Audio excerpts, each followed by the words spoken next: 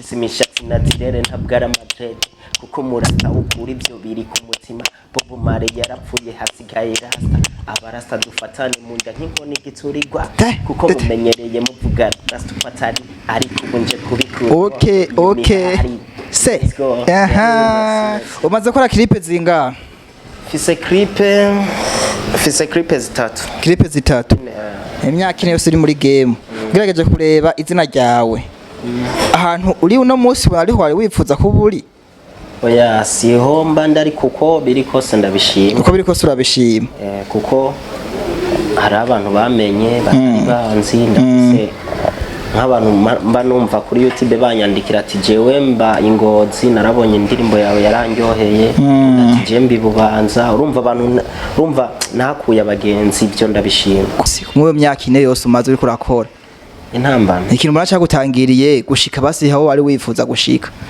intambamye nagize nazo ya promo nyene ya promo babuze promo ingoma za ureme nakoze imeze neza zokundwa zirose promo sana sure sana jeko ndamaze guhura n'abamenyesha makuru batandukanye na DJ Israel ndahura na ntunze aho ku Gicu FM bose barashimye indirimbo zanje DJ Israel we yari yananyemereye ko yonanjana kwa Amiri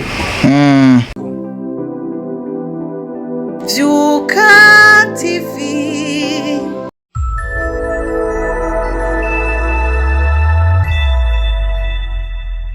tuendelee ama tusiendelee se twagiye se ku mazina munsi nkarasta ariko umuziki ndirimba so mwari mwiteze cyo ndirimba hip hop nareke ndayikunda niho bibayobera nk'uzuye kabiri isimishatsi nazirere ntabwara Dredi kuko murasta ukuri byo biri ku mutima Bobo Mare yarapfuye hasigaye Lasta abarasta dufatane munda nk'inkoni giturirwa kuko mumenyereye muvuga Lasta ufatari ariko ubunje kubikura okay se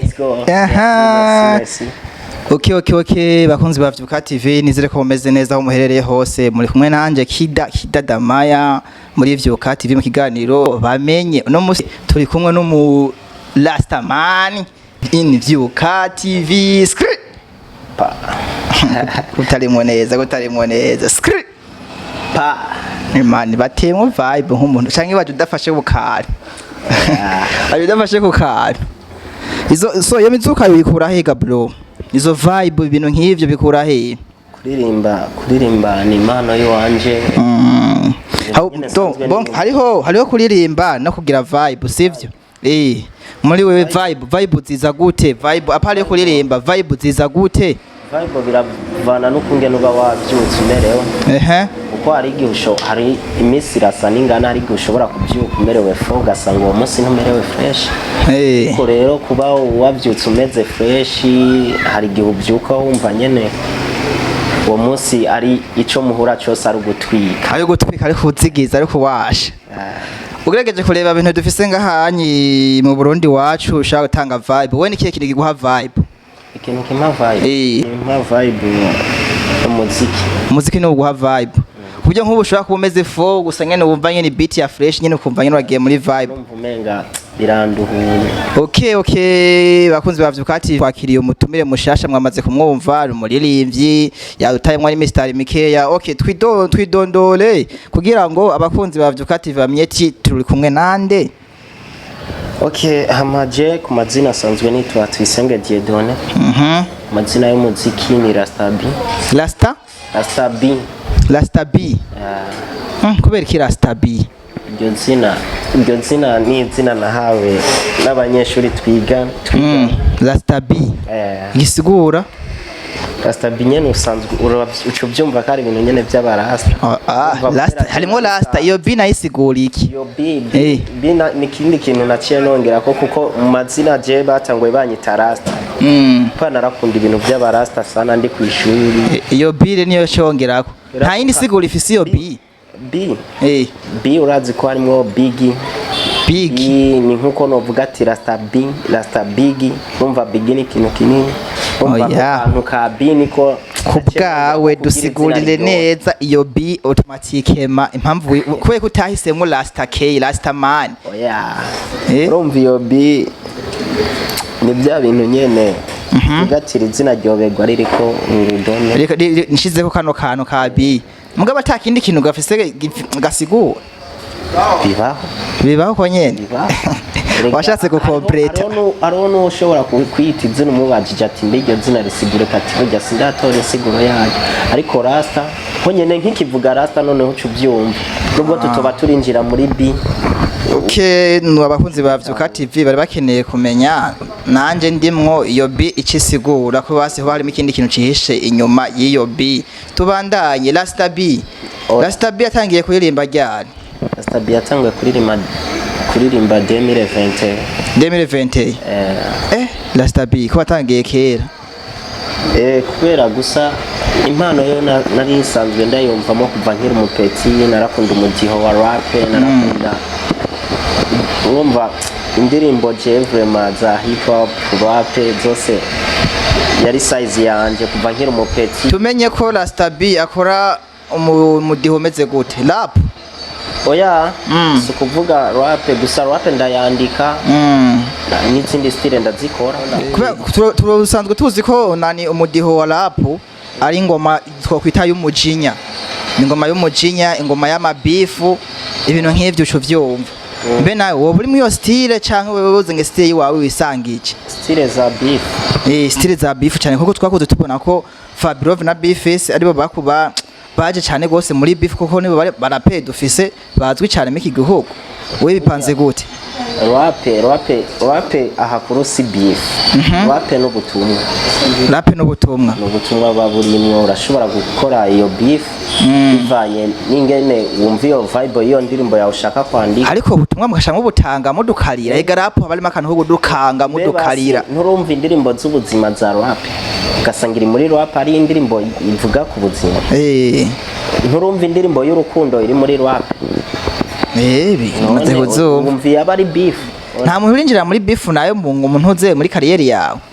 Jewe. Nkundi musani muri kiri ku rwego rumwe nk'akarore ko nk'umuntu hoja ngo n'abastare tukiri ku rwego rumwe bariho. Hari abo usanga yamudahuza nyene mufakana. Bariho. Ni indirimbo ziramaze no gusoho. Lasta B indirimbo zinga. Lasta B afise indirimbo ziwanje jenyene afise indirimbo zine. Afise ziwawe zina makorabo. Ndi kumwe kwera jena natanguye kwikorana mvuye muri team. Narindi muri team nta korabo gusa nko uri muri team yitwa gute? Nari muri team yitwa FCR team. Yitwa team FCR team. FCR team. Niyo twahuriye ku ishuri reca tuja hamwe. Turakora indirimbo. Ica bigenda uko ku buryo dutandukana umwe arabandanya kwiwe undi kwiwe. Muri makerero wahereye nani wahereye ku school niho watangiye gushiturira ngira ntangure rero kwinjira studio byavanye no kungene twahuye n'abandi nyene bari bafise iyo talent naje barayinshiramo ko naje nari narabuze umuntu yonshitura ati tuje studio dukore ko twumva ufise impano twashiturana cha turinjira studio cha twubaka iyo team hariho indirimbo kuri YouTube ziriko ego bavuze ko ufise indirimbo zinga Jefise indirimbo zine amasegonda 2 utubwira amatitre yazo. Hari indirimbo yitwa inomero yanje. Yikurikira. Hari indirimbo yitwa mvuga iki. Hari indirimbo ya freestyle yitwa freestyle uko nyene. Yitwa freestyle uko nyene.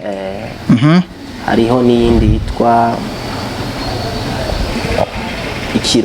ikirori. Tubwiye verse ya kabiri ku ndirimbo ya freestyle. Freestyle. Sawa. Mizuki vibe.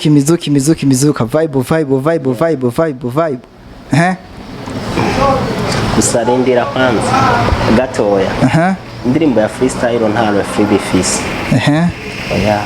Aho rumbye ngire verse ya kabiri urumva iza kuca bincanga kuko freestyle nta refree bifise. Neza cyane gose urumusaye ndakwemeye. Iyi ndirimbo yacu ndaguponda. Tubandanye rero.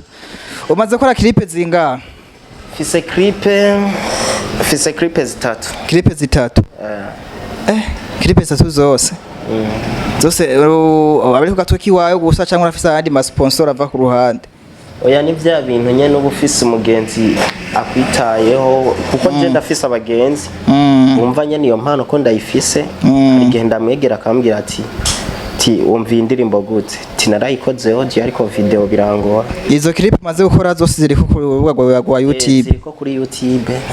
Ufise na ukoresha ayo ma platforms dusanzwe tumenyereye. Ndakoresha Instagram. Ndakoresha YouTube ariyo Lasta zose ni Lasta hariho page yanje ya Facebook Lasta.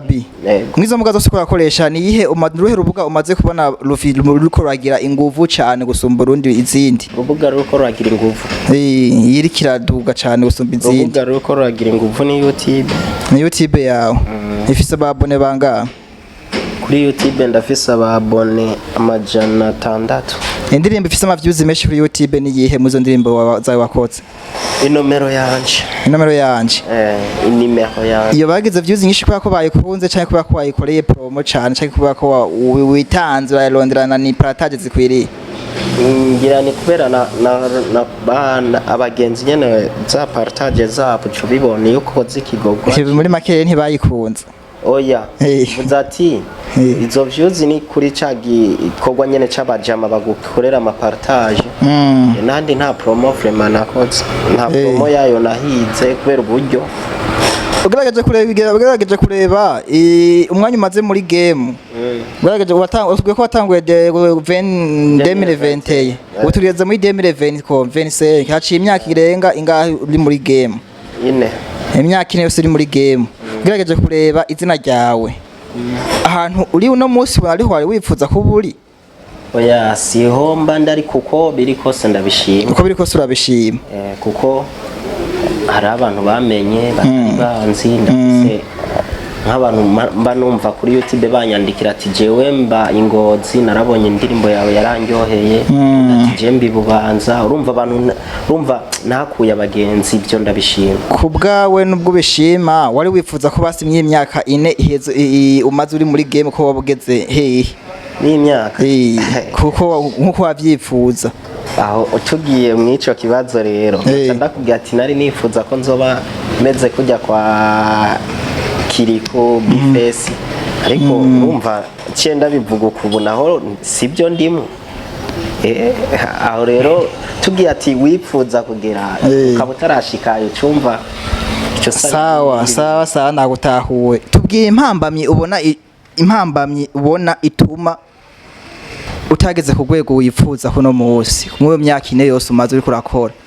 intambamyi ikintu mbona cyagutangiriye gushika basi aho wari wifuza gushika intambamyi nagize nazo ya promo nyene ya promo babuze promo ingoma za uremera ko zimeze neza zokundwa zirose ko promo sana sure sana jeko ndamaze guhura n'abamenyesha makuru batandukanye na DJ Israel ndahura na ntuze aho ku Gicu FM bose barashimye indirimbo zanje DJ Israel we yari yananyemereye ko yonanjana kwa Amiri ariko kubera nyene ibikorwa byinshi biguma bimufatira ari yambwiye nzomubwire kubera ibikorwa n'uburumva mu bastari phone gusa bisanzwe mu bastari bo mu Burundi niye mu stari ubona ko ugize amahirwe yo kuronkana korabo nawe ko ibintu byawe byo hava biteri basi biduga gusumba uko biri buno munsi mu bastari bo mu Burundi nka Satubi kubera iki Satubi rero oya rega umuntu natora umuntu ngo kubera ngo iki babi bikorwa babiri ko bira traininga nk'ubu Satubi hari hano indirimbo ziriko ziragera. Okay, nk'umusitari wacu twakire kuri Vyuka TV mu kiganiro bamenye dutemwa akantu kaka vibe kugira ngo dusozere ikiganiro twugare neza twugare nk'umusitari twugarire nyene nk'umusitari uco vyumva. Yeah, let's go.